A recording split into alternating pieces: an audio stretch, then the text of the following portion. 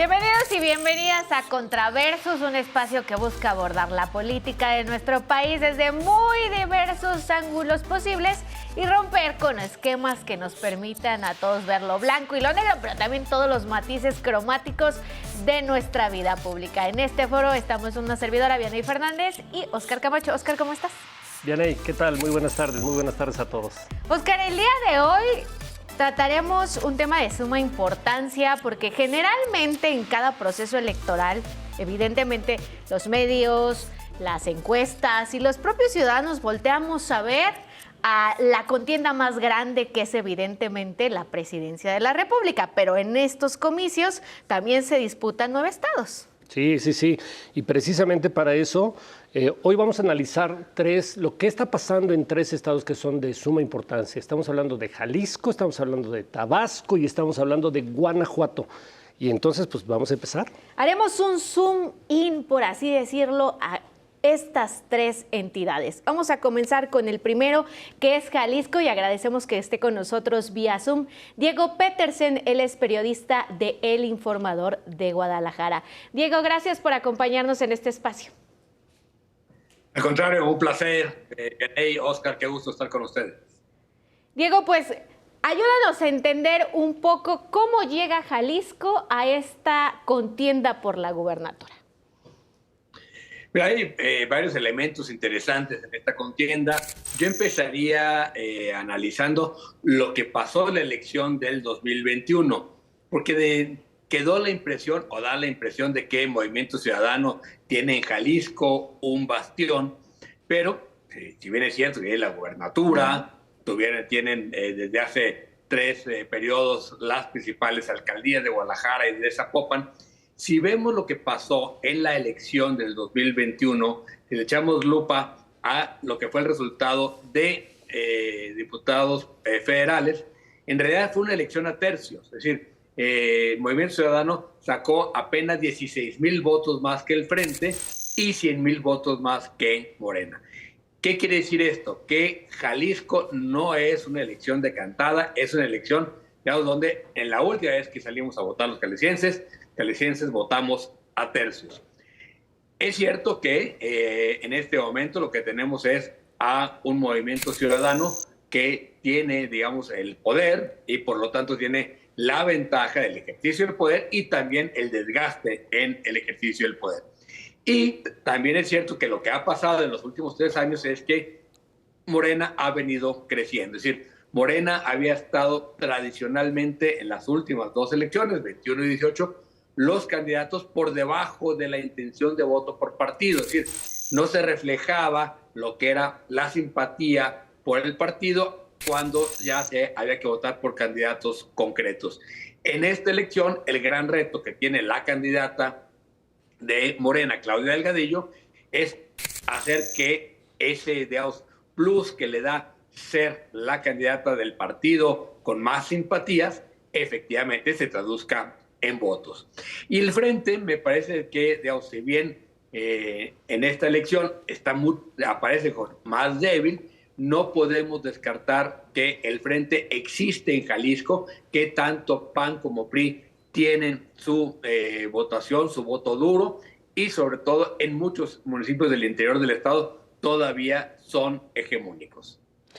Hay un factor que sin duda vale la pena analizar, Diego, y muchísimas gracias por estar también. Te agradezco yo también que estés aquí con nosotros. El factor Alfaro, el factor del gobernador. ¿Va a jugar a favor de Movimiento Ciudadano? ¿Va a jugar en contra? Sabemos que Alfaro ha marcado una distancia de la dirigencia nacional. Esta distancia de la dirigencia nacional se refleja también en Jalisco. ¿La gente lo ve con buenos ojos? ¿Hay buenos resultados? ¿O Movimiento Ciudadano llega con un desgaste muy fuerte a este proceso electoral? Yo creo que sí hay un desgaste, primero porque la imagen del gobernador no es de lo mejor. Es decir, su aceptación está, yo diría que por abajo de su rendimiento. Es un gobernador que el resultado en términos fácticos no es malo, pero la empatía es muy baja. Es decir, es un gobernador que siempre aparece, digamos, con el ceño fruncido, enojado, se ha dedicado a pelearse con la prensa, a pelearse con otros factores de poder, y eso hace que llegue muy desgastado. Y también al interior de su propio partido tuvo este enfrentamiento con Dante. Él pensó que se podía en algún momento quedar con el partido. Dante se fue, pues no apropiando porque el partido es suyo, ¿no? Pero fue echando de las decisiones a quienes no compartían las decisiones con él. Y en un momento, hace poco más de un año, el gobernador dijo: yo así no juego. ¿Está jugando la elección local? Sí, porque el gobernador sí le importa la elección local. Si bien es cierto que Pablo Lemus no era su candidato o su primer candidato, también es cierto que no hay una ruptura con Pablo Lemus. Hay diferencias, por supuesto, no es lo mismo Lemus que Alfaro. No le gusta al gobernador que la campaña de Alfaro sea bien y de buenas, porque es en alusión a que el gobernador siempre está de malas, ¿no? Ese tipo de cosas, por supuesto, que no le gustan, pero yo no creo que vaya en el caso de Jalisco, ni siquiera jugar de manos caídas. No así en la elección federal, donde no están jugando los de Movimiento Ciudadano en Jalisco con su candidato Álvarez Maínez, a pesar de que fue cercano en algún momento. Hubo este distanciamiento con Álvarez Maínez y el grupo que está alrededor del candidato Movimiento Ciudadano, y ahí sí, por ejemplo, en el debate el candidato Lemus ni siquiera mencionó a Álvarez Maínez por su nombre, y el gobernador Alfaro ha dicho que no va a hacer absolutamente nada para apoyar a Álvarez Maínez. Entonces me parece que sí hay ahí, digamos, un factor muy inestable, o que puede en algún momento saltar la chispa entre Lemus y Alfaro y sin mover la elección. Justo para allá iba, Diego. Ante esta disputa que hay en Movimiento Ciudadano Guadalajara y Movimiento Ciudadano Federal, parecieran que son dos equipos completamente distintos. ¿Territorialmente los ves operando, digamos, el Movimiento Ciudadano Federal a favor de otro candidato, o sí ves a las huestes de Alfaro realmente trabajando territorialmente? Porque para el día de la elección sí es importantísimo los operadores territoriales. A ver, yo por supuesto que el Movimiento Ciudadano Jalisco es Enrique Alfaro. Es decir, de 120 delegados, 119 son de Alfaro. No hay otro, digamos, factor de poder en la organización del partido. Y hay muchos candidatos del grupo de Alfaro compitiendo en esta elección, en lo local y en lo federal. Entonces, no los veo de verdad que sí veo en algún momento un posible voto cruzado en la elección para presidente de la República. Es decir, que no le vayan a dar su voto a el candidato Álvarez Maínez. Sí lo veo, sí creo que pueda suceder, que operen. Y hay que la primera vez que vimos una operación así fue en 2012, cuando Alfaro, como candidato a gobernador, las huestes del grupo que apoyó a Alfaro no votó por López Obrador. Hacían campaña que votaran por Alfaro y votaran en aquel momento por Vázquez Mota del PAN, y no por el candidato con el que iba Alfaro, con la coalición que iba Alfaro, que tenía a López Obrador como candidato. En esta ocasión veo posible también que, de hecho, ya empezaron a aparecer algunos espectaculares y todo un movimiento que se llama Jalisco Vota Inteligente, que están promoviendo voto Lemus con Xóchitl Gálvez, no con el candidato Maínez. Hay otro factor que pesa sin duda en Jalisco, o por lo menos en Guadalajara. La Universidad de Guadalajara y la gente que hace política desde la universidad. ¿Va a tener un peso o no juega en este proceso, Diego? A ver, la Universidad de Guadalajara, en términos, digamos, electorales, siempre ha pesado entre 3 y 5%. Nunca, salvo en alguna ocasión que Tonatiuh Bravo Padilla fue candidato a alcalde de Guadalajara, que llegó a tener 17%, fue la votación histórica del grupo Universidad. Los demás candidatos siempre se han quedado entre 3, 4, 5% máximo, es decir, en la zona metropolitana y en la suma del Estado. ¿Qué es lo que es diferente en esta ocasión? Que alrededor de Morena hay una gran coalición, que no solo es el partido Hagamos, que es el partido que crea el grupo Universidad de Guadalajara. También está Futuro, que es el de estos jóvenes que antes eran Wikipolítica, ¿no?, que irrumpieron hace 9 años con una candidatura ciudadana. Y hay que decir que el problema que tiene Morena es hacia el interior, porque también, digamos, así como hablamos de los problemas al interior del Movimiento Ciudadano, en Morena quedaron muchos muy insatisfechos porque la candidatura de Zapopan se la dieron a los wikipolíticas, a Pedro Kumamoto, al Partido Futuro, la candidatura de Guadalajara a un expanista muy de derecha, que es José María Martínez, ¿no? Que era, digamos, era la derecha del PAN y ahora es el candidato de Morena en Guadalajara, y la candidatura a gobernador la tiene Claudia Delgadillo, que llegó por el verde, pero en realidad los que están alrededor, Claudia era uno de los personajes más cercanos al gobernador priista Aristóteles Sandoval, y alrededor de Claudia está todo ese grupo del gobernador Aristóteles, que en realidad es una parte del PRI la que está operando ahora Morena. Entonces, los que venían de Morena, y si bien es cierto, ya lo dijimos, nunca tuvieron buenos resultados en las elecciones anteriores, sí están, digamos, muy molestos porque ahora sí que no les tocó nada en el reparto. Muy bien. Bueno, hay también una situación. A nivel nacional está pesando mucho el factor seguridad. Está en el centro de la polémica. ¿En Jalisco la seguridad está en el centro del debate electoral o hay otros elementos diferentes, Diego? No, me parece que es sin duda el gran tema la seguridad.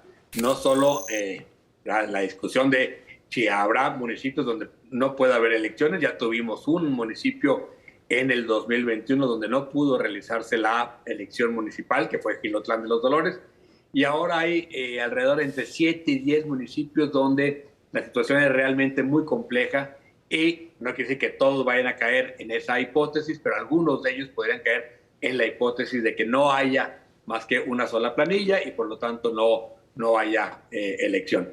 Y el tema de seguridad sí es el gran tema. Yo diría que seguridad y desaparecidos es lo que va a marcar la elección en Jalisco. Por supuesto que hay muchísimos otros temas, por ejemplo, el tema de la verificación vehicular, que el Alfaro el Lemus en contra del programa que lanzó el gobernador Alfaro, ya lo quiere echar para atrás, una forma de que no lo usen en la campaña, porque sí nos generó bastante molestia, como siempre que se lanza un programa de este estilo, no hay de otra, nada que no sepan ustedes. En Ciudad de México, cuando se lanzó la verificación en Ciudad de México, los primeros años siempre son problemáticos. Pero me parece que esos van a ser fundamentalmente los temas. Algo también de corrupción, ¿no? Acusaciones mutuas de corrupción, como vimos en el primer debate, pero me parece que el gran tema va a ser la seguridad y particularmente el tema de la desaparición en Jalisco. Diego, para culminar, ya a partir de las propuestas que han dado los candidatos, las primeras preferencias electorales reportadas por las encuestas, tu pronóstico, ¿habrá continuidad con Movimiento Ciudadano en Jalisco o ves la posibilidad de que Laura Haro o Claudia Delgadillo lleguen? A ver, yo diría, hacer un pronóstico siempre es complicado. Lo sé, pero... ¿no? Pero, digamos, si hoy fuera la elección, lo que nos dicen la mayoría de las encuestas, porque además, estas las encuestas, particularmente en esta elección, ya vimos que son como los principios de Groucho Marx, ¿no? Cada quien tiene una y si no les gusta, sacan otra, ¿no? Eso me parece que hay que dejarlo muy claro. Las encuestas dejaron de ser un sistema confiable de evaluación del termómetro electoral para convertirse solo en un mecanismo propagandístico. Sin embargo, te diría que en este momento creo que Pablo Lemus sí trae un poco más de no solo de intención de voto, sino de ánimo social, pero que va a ser, esta elección se va a cerrar mucho más. Morena, yo siento que tenderá a crecer, y hay que ver qué pasa con el voto del frente. Si crece Laura Haro, va a crecer contra Pablo Lemus. Laura Haro no le quita votos a la candidata Claudia Delgadillo, y es una buena candidata, Laura, como lo demostró en el debate. Muy bien. Solo para cerrar, y esta es una pregunta que nos hacíamos hace muchos años, tú lo recordarás perfectamente, pero la hago ahora. ¿Ves un proceso fraudulento? ¿Ves que haya posibilidades de fraude en esta elección? No veo. Es decir, yo creo que eso está bastante desterrado, ¿no? O sea, veo problemas muy puntuales en algunos municipios donde el crimen organizado está imponiendo candidatos o matando candidatos o amenazando candidatos. Ese es el gran riesgo que veo. Que los votos que estén en las urnas sean los que emitieron los ciudadanos y que se van a contar y contar bien, no tengo ninguna duda. Muy bien. Pues te agradecemos muchísimo, muchísimo esta comunicación, Diego Peterson. Él es periodista de El Informador de Guadalajara. Un abrazote. Yo le agregaría, es un gran periodista, y si alguien sabe de periodismo en Guadalajara, es Diego. Gracias, Diego. No, muchísimas gracias. Un abrazo para los dos. Nosotros vamos a hacer una pequeña pausa, pero vamos a regresar a Contraversus, ahora a hacer zoom in a otra entidad. Continuamos.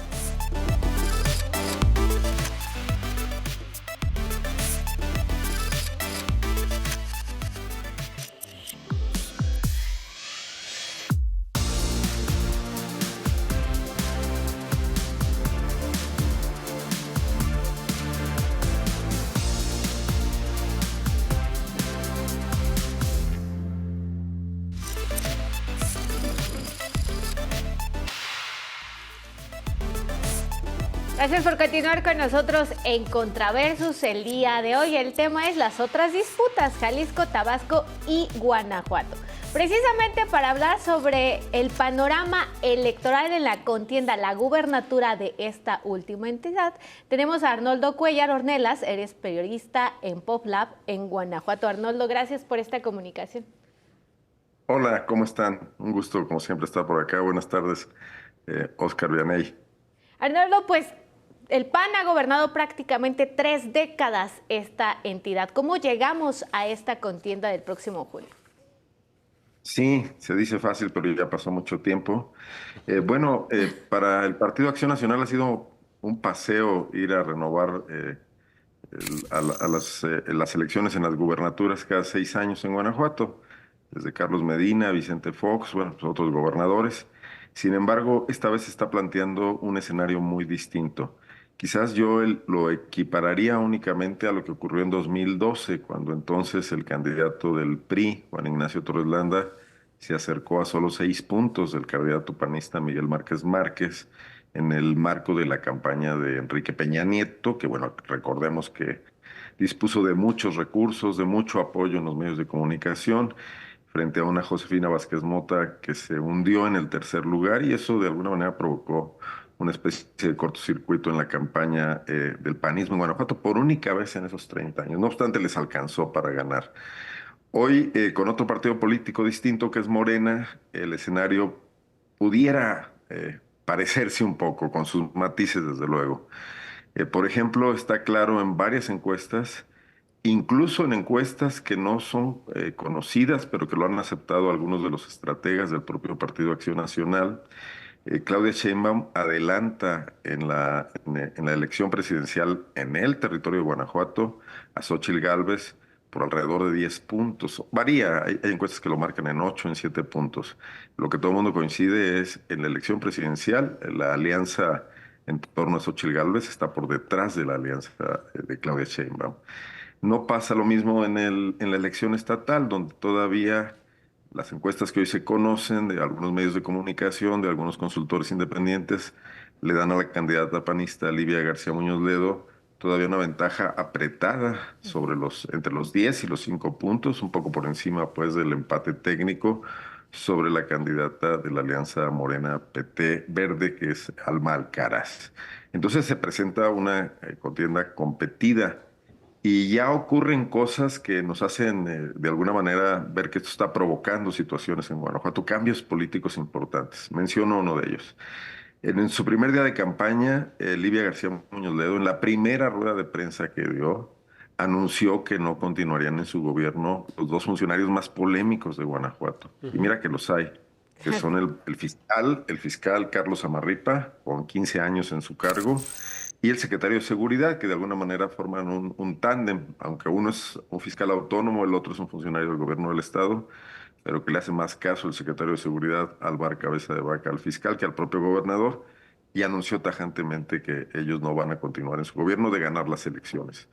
Me parece que esto no es más que efecto de esta cercanía, esta elección competida que por primera vez se registra en mucho tiempo. Arnoldo, ¿de dónde vendría ese deslinde? Es decir, al interior del PAN sí ya hay un cisma, porque veíamos al gobernador Diego Sinue hace escasos 2 meses llorando por el fiscal eterno, el llamado fiscal eterno, ¿no? Entonces parecería un poco extraño este deslinde por parte de Livia Denise García Muñoz Ledo. Es decir, ¿es realmente, ya midió que puede pesarle en las urnas tener todavía a alguien al lado como Samarripa, o hay fuerzas al interior de Acción Nacional que en Guanajuato se están moviendo? Mira, yo creo, lo que me preguntas tiene algo de cierto, pues definitivamente. Tiene un poco más que ver con el hecho de que Livia García fue una candidata emergente dentro del panismo. El gobernador del estado había optado, mandó señales clarísimas, convirtió al el líder del Congreso panista, a un exalcalde de Cortázar, Jesús Oviedo, en secretario de Desarrollo Social, lo mandó a hacer una especie de precampaña por todo el estado, lo llevó a actos públicos masivos donde trató de posicionarlo, y esto sencillamente no ocurrió. Livia García era la secretaria de gobierno, mantenía un perfil más bajo, pero un activismo también de alguna manera, y cuando no funcionó la precandidatura, el delfinato, digamos, del secretario de Desarrollo Social, que es un político pues muy poco cuajado, ahora lo han hecho secretario de gobierno y el Estado en realidad tiene serios problemas en esa área, en el área de la gobernabilidad. Bueno, Livia Denis surge como candidata y se ve, bueno, pues que no era la primera opción del gobernador. También se ve que ella llega con un nuevo equipo político que proviene, por ejemplo, de la contienda interna en 2018, cuando otro aspirante, en su momento a lo mejor no se acuerda mucho el auditorio de estos nombres, pero Fernando Torres Graciano fue derrotado por Diego Sinue. No fue derrotado en una contienda interna, sino por un dedazo interno de Miguel Márquez Márquez. Bueno, el equipo en torno a Torres Graciano es el que se está rearmando en torno a Livia Denis, y sí se nota ahí, si no una fractura, una, una división, un planteamiento de pareceres distintos, de estrategias distintas. Yo me imagino que, como en el viejo PRI, que hoy el PAN se parece mucho al PRI, Diego Sinue decidió que su Delfín haga lo que tenga que hacer para ganar la elección, pero que él va a seguir fiel a su compromiso con el fiscal hasta el último momento, y hizo esta teatralización de derramar unas cuantas lágrimas diciendo que es el mejor fiscal de México, justo un día antes de que Livia García anunciara que no va a continuar dentro de su gobierno.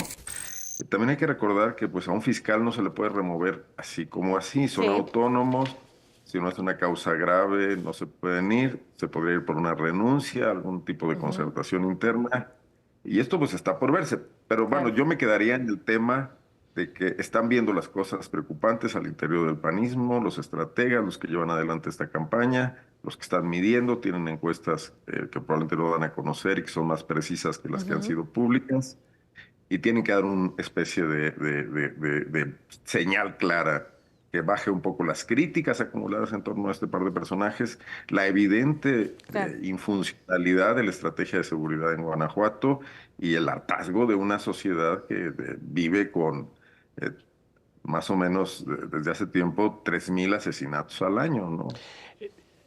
Este es un punto que me llama mucho la atención porque no deja de ser paradójico que con tanta violencia, con tantas críticas al fiscal, la gente siga votando por el PAN, haya venido votando en los últimos 30 años por el PAN.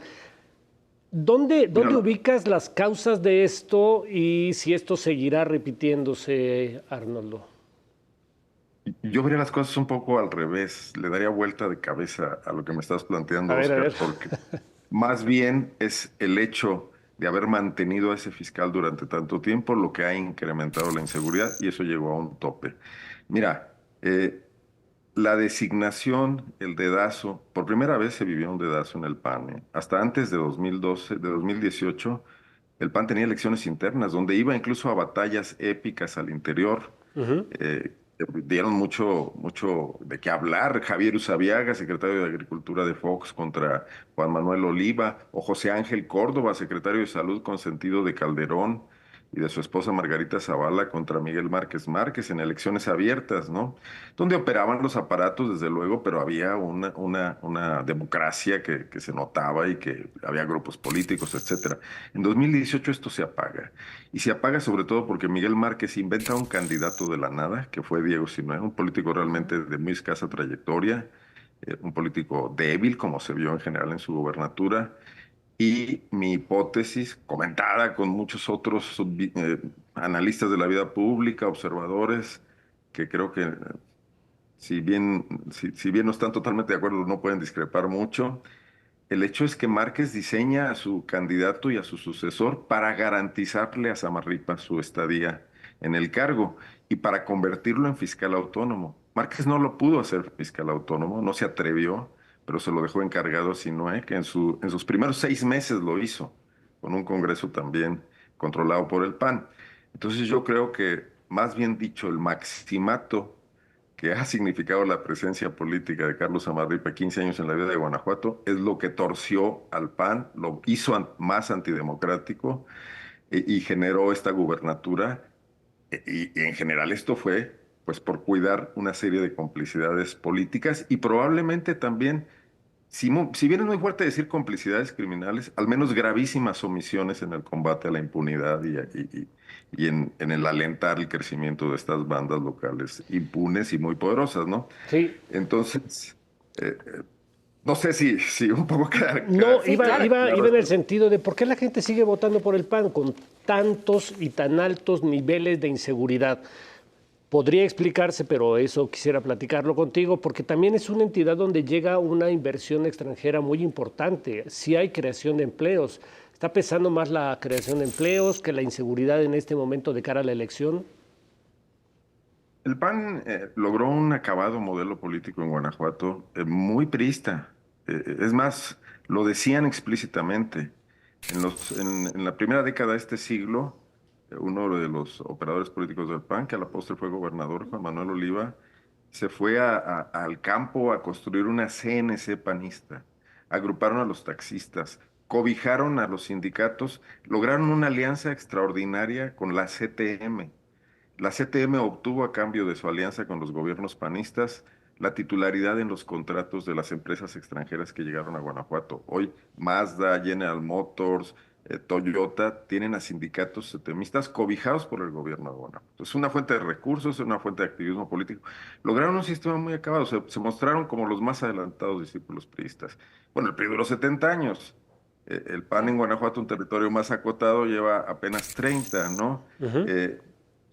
En 2018, que quizás es la elección donde se pudo haber visto lo que tú dices, ejercieron un control férreo. Miguel Márquez fue un gobernador, no solamente el que cobijó a Samarripa, le otorgó el primer referendo en el cargo, sino además es el gobernador que compró este sistema de seguridad a Seguritech de 3,000 millones de pesos, que controló el mayor aparato de corrupción política que ha vivido Guanajuato, mayor que en los tiempos del PRI, a través de un compadre que se llamaba Rafael Barba Vargas, que si lo googlean en internet les va a aparecer muchos temas que hemos trabajado, entre otros, algunos periodistas de Guanajuato, y logró una gran cantidad de recursos públicos, un gran control sobre los municipios. Donde no había panistas y había priistas, también los controlaba el gobernador.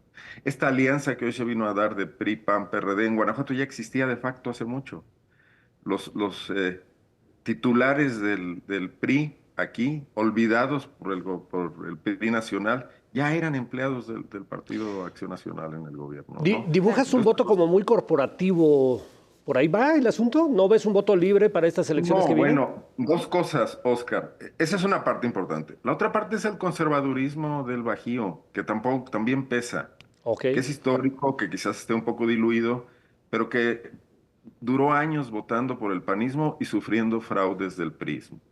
En León, constantemente el PAN de los 70s, Ujú. de los 80s, ganaba las elecciones, hacía manifestaciones en defensa del voto y los gobernadores priistas, mediante el fraude electoral, los desplazaban. Entonces también había una fuerza de derecha comprimida que explotó con Vicente Fox muy Claro. naturalmente, ¿no? Y que se volcó en esa década de los 90 a favor del PAN. Hay una base social importante, más el recurso público y este manejo corporativo, más un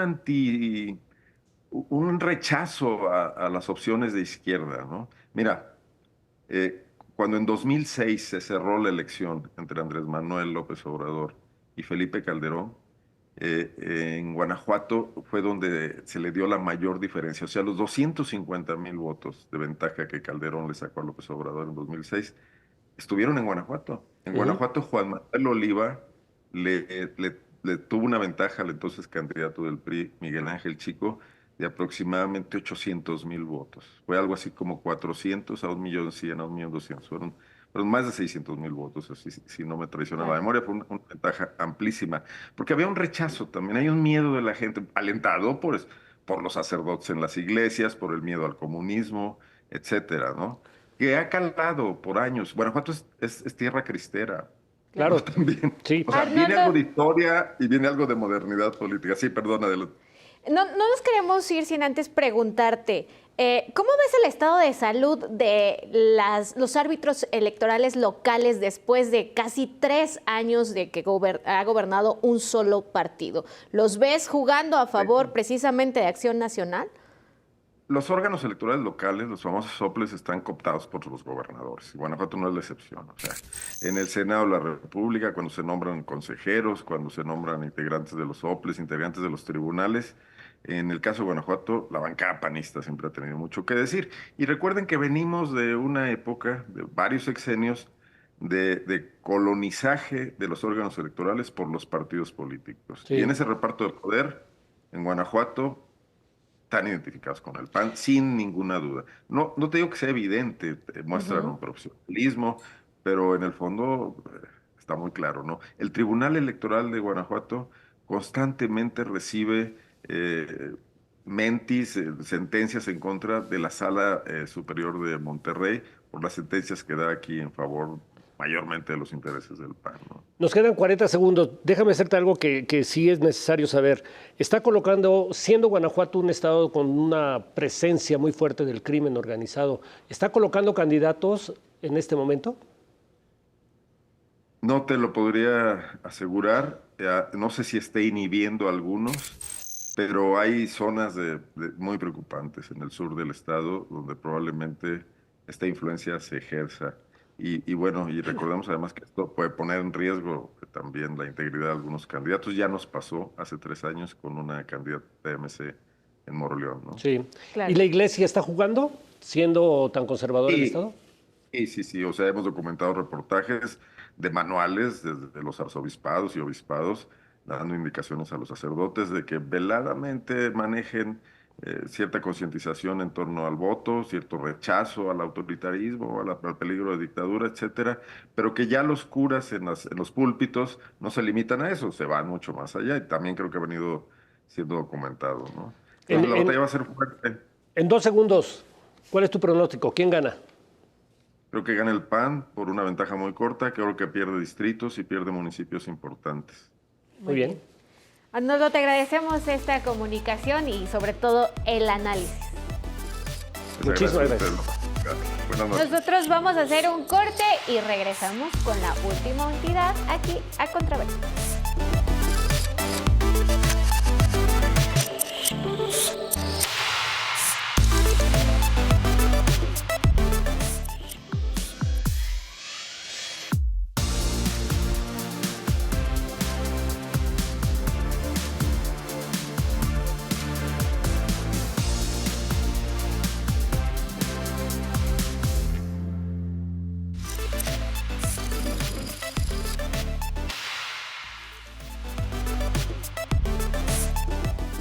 Gracias por continuar con nosotros en Contraversus. El tema de hoy, las otras disputas, Jalisco, Tabasco y Guanajuato. Y precisamente nos vamos a enlazar hasta la tierra del Edén para ver cómo está la contienda rumbo a los comicios de junio próximo, en específico la contienda por la gubernatura. Platicamos con el periodista Víctor Ulín. ¿Cómo estás, Víctor? Gracias por esta comunicación. ¿Qué tal, Yaney? Oscar, buenas tardes. En efecto, estamos aquí desde Tabasco y hace apenas 6 días, el 16 de marzo, inició el proceso local.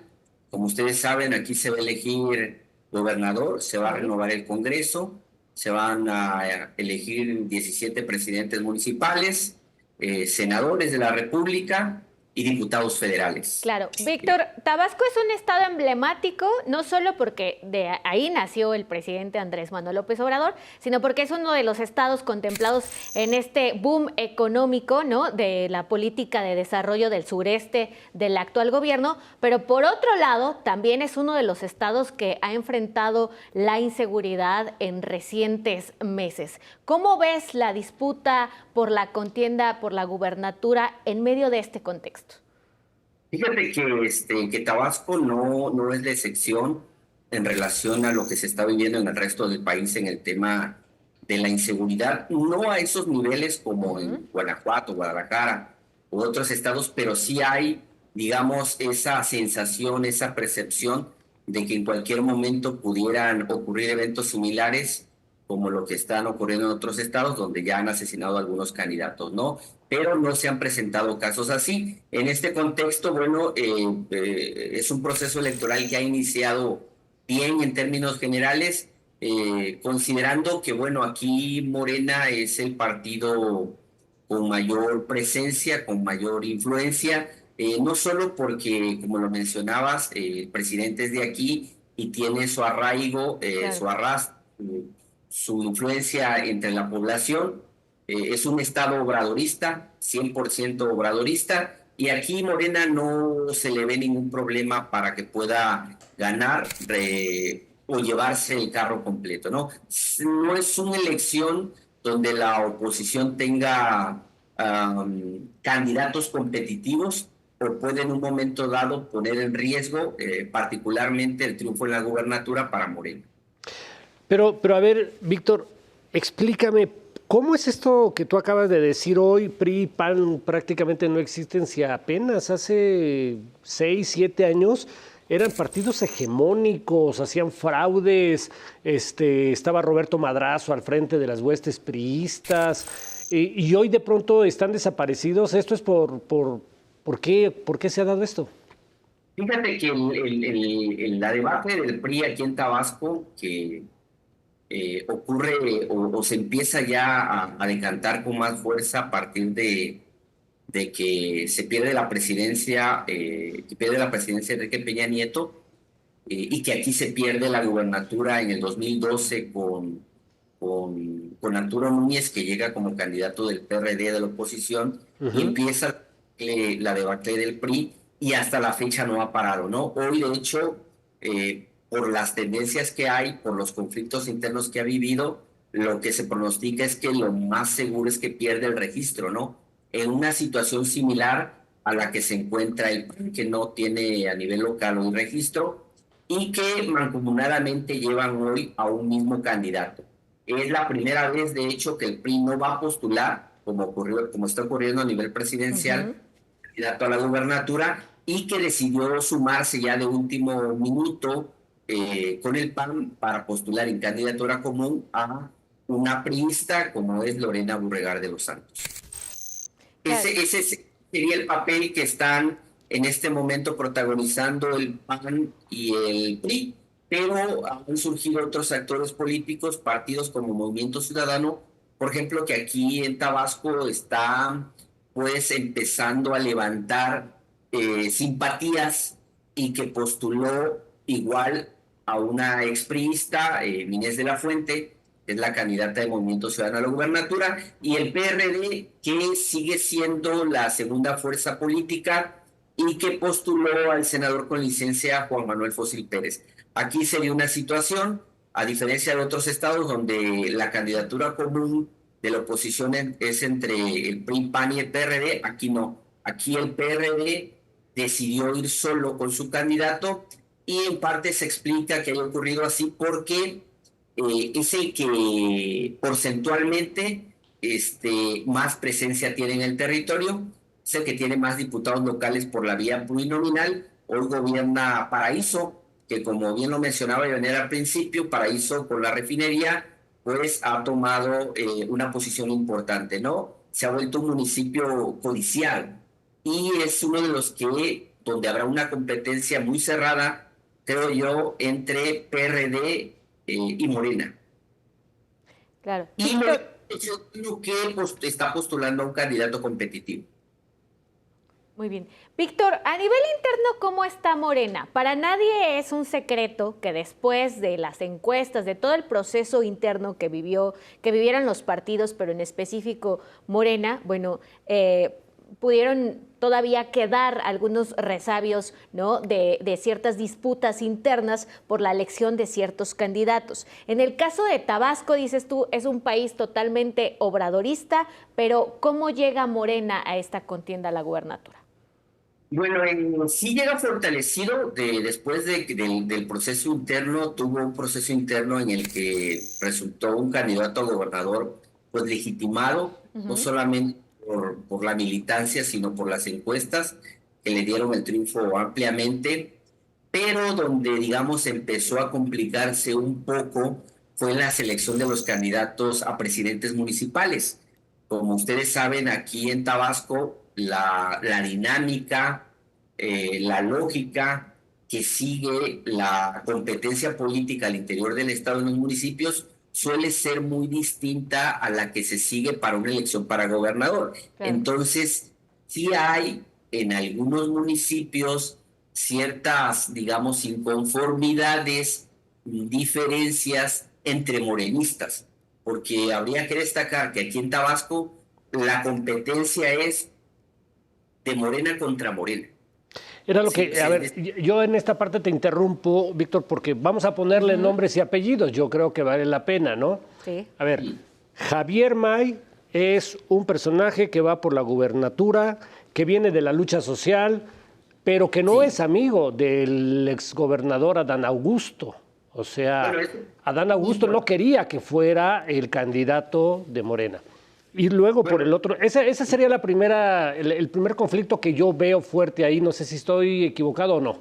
No, es correcto, es correcto. Aquí en Tabasco Morena tiene dos grupos, ¿no? El grupo de los llamados adancistas, que encabeza Adán Augusto López Hernández, exgobernador y exsecretario de Gobernación, y es aspirante presidencial recientemente. Y por el otro, el grupo de los fundadores o maicistas, que encabeza Javier May Rodríguez, ¿no? Bueno, pese a que se lograron sacar, como ustedes vieron, fue muy complicado las candidaturas a presidentes municipales, a diputados federales y a diputados locales, siguen esas diferencias hacia abajo. O sea, es algo que no se puede ocultar. Y hay, por ejemplo, candidatos adancistas donde sí está en riesgo la posibilidad de que se pierda por el desgaste que trae el gobierno. Lo acabas de mencionar, que en un momento dado ostentó Adán y que delegó a quien forma también parte de su grupo, el capitán Carlos Merino. Entonces trae un desgaste y sin embargo resultaron varios candidatos de su grupo electos. Entonces, sí hay inconformidad del grupo de hacia abajo, de la militancia, del grupo de maicistas, que no están conformes. Entonces ya se empieza a hablar de un voto cruzado o de un voto de castigo. Pero sí quiero puntualizar que desde el principio Javier May Rodríguez sí ha procurado concitar la unidad y conciliar las diferencias. Sin embargo, hacia abajo está resultando muy complicado. Víctor, todavía, sí. Perdón. ¿Ves que en algunas presidencias municipales este conflicto entre la gente de Adán y de Javier May puede impactar en los resultados o incluso beneficiar? Tú decías, el actor que está ahí creciendo se llama Movimiento Ciudadano, es decir, que pueda abonar esta disputa a Movimiento Ciudadano. ¿En qué presidencias municipales? Fíjate que yo hablaría de Nacapuca, donde gobierna el grupo de Adán, con la alcaldesa Shirley Silvestre, hija de un exalcalde. Vería Teapa, donde igual fue postulado un candidato del grupo de Adán, Miguel Contreras, sobrino del diputado local Emilio Contreras, que viene siendo también parte del grupo de Adán Augusto. Teapa, estaría bien Paraíso, aunque el que es postulado es del grupo maicista, sí va a estar competido. Entonces vería del lado del grupo de los adancistas que pudieran perderse, sería Nacajuca y Tiapa. Oye, Tiapa, Víctor, pero a ver, dime una cosa. Morena ha crecido sin duda por ser el partido de Andrés Manuel López Obrador, eso no hay vuelta de hoja. Pero muchos de los priistas que dejaron al PRI están hoy en Morena. Estamos viendo un primor tabasqueño. sí, lo que pasa es que precisamente esta disputa interna que se está dando en Morena es entre fundadores, es decir, puros, morenistas puros y expriistas. Ok. Forman parte en su gran mayoría del grupo que encabeza Adán Augusto. Adán Augusto. Entonces, hay una disputa interna por el predominio del partido. O sea, el partido lo tenía o lo venía dominando el grupo adancista de los expriistas. Ajá. Y en este momento los que están avanzando, empezando por la obtención de la candidatura al gobierno que tuvieron con Javier May, son los fundadores. Y en medio de este proceso, ¿qué papel juegan los dos hermanos del presidente? Porque es sabido pues que tienen papel muy activo y uno se ha pronunciado, pues, se pronunció en su momento por Claudia Sheinbaum y el otro por Marcelo Ebrard. Entonces, ¿estos dos hermanos juegan un papel también importante o no? Y principalmente José Ramiro López Obrador. José Ramiro López Obrador recientemente fue nombrado coordinador de campaña de Javier May.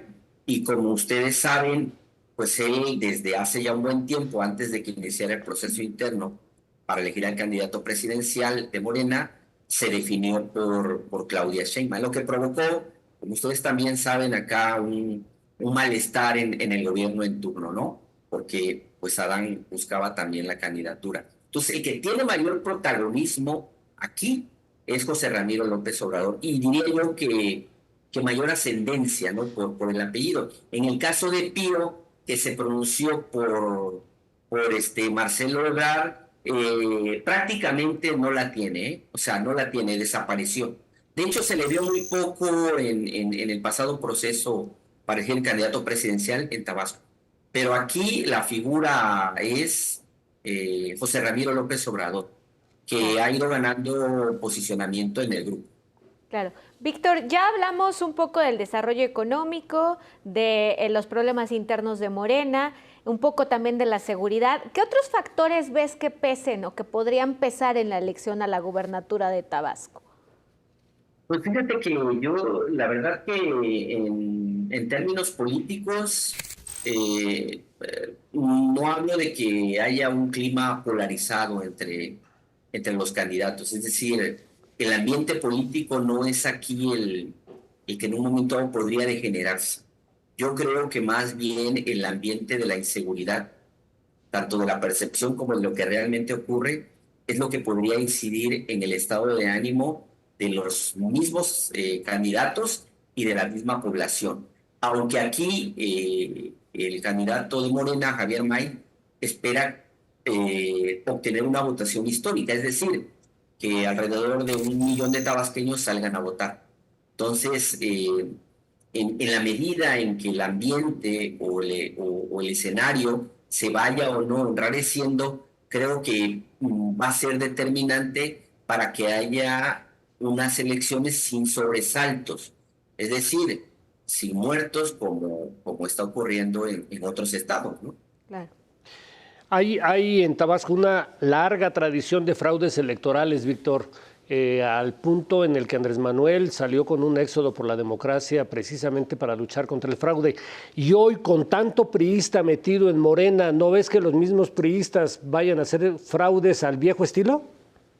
No, de lo que se habla aquí no es tanto de como ocurría antes, de que el partido en el poder operara a través de los órganos electorales o de los recursos, sino que se habla de que los adancistas estarían operando para que Javier May no alcanzara la votación histórica que se espera, incluso que sea una votación inferior a la que alcanzó Adán Augusto en el 2018. Te digo, la pugna está acá. Como una Y el manera riesgo- de restarle legitimidad, me imagino. Sí, eso es lo que se lee, que la intención es que en 6 años nuevamente el grupo de los expriistas tenga condiciones para intentar recuperar la gubernatura, que, pues, como sabes, es la mayor posición política de poder aquí en el Estado. Claro. El resto del país. Víctor, nos quedan 40 segunditos, pero si bien el Estado es totalmente obradorista, seguramente en las instituciones hay muchísimo todavía priista, pues fueron muchísimos años de PRI en ese Estado y también de PRD. ¿Cómo ves la salud de los órganos electorales? Bueno, pues fíjate que aquí no se ha visto, digamos, una actuación muy descarada o una actuación que se salga de los parámetros normales, ¿no? Hasta este momento, digamos que el Instituto Electoral y de Participación Ciudadana de Tabasco, los consejeros han cumplido con lo mínimo. Muy bien. Pero no, hasta este momento no han tenido mayor incidencia como para decir que puedan ser actores determinantes en el resultado de los procesos electorales. Nada más agregar que hoy todas las encuestas dan por triunfadora a Morena, ¿no? Y a su candidato a la gubernatura. Todas. Muy bien. Víctor Ulir, periodista y también académico allá en Tabasco. Muchísimas gracias por este análisis. Gracias a ustedes y quedamos pendientes. Gracias, Oscar. Víctor. Gracias, Víctor. Un abrazote. Bueno, pues ahí están el análisis Jalisco, Tabasco y Guanajuato. Oscar, en el caso de Jalisco y Guanajuato nos dicen nuestros expertos, porque hay que decirlo, con quienes hablamos el día de hoy, tienen muchísima experiencia ya en cada una de sus entidades. En el caso de Jalisco y Guanajuato continuarán los partidos que están al frente, ¿no? Movimiento Ciudadano y PAN respectivamente. Y en el caso de Tabasco, dice Víctor, bueno, es totalmente obradorista. Ahí el mayor enemigo de Morena es Morena. Sí, está muy interesante. Creo que por lo menos en dos entidades lo que nos acaban de decir, el asunto de la seguridad Sí, está, claro. está jugando un papel central y creo que va a ser muy importante. Pues esta es parte de la visión que les tenemos a todos los que nos están viendo, pues para ir teniendo ese panorama. No solamente existe la presidencial, también existen las elecciones en las otras entidades de nuestro país. Y que, por cierto, también les haremos zoom in en las próximas emisiones de Contraversos. Exactamente. Muchas gracias, Oscar. Al contrario. Y gracias a ustedes por estar con nosotros en una emisión más de Contraversos. Nos vemos el próximo domingo.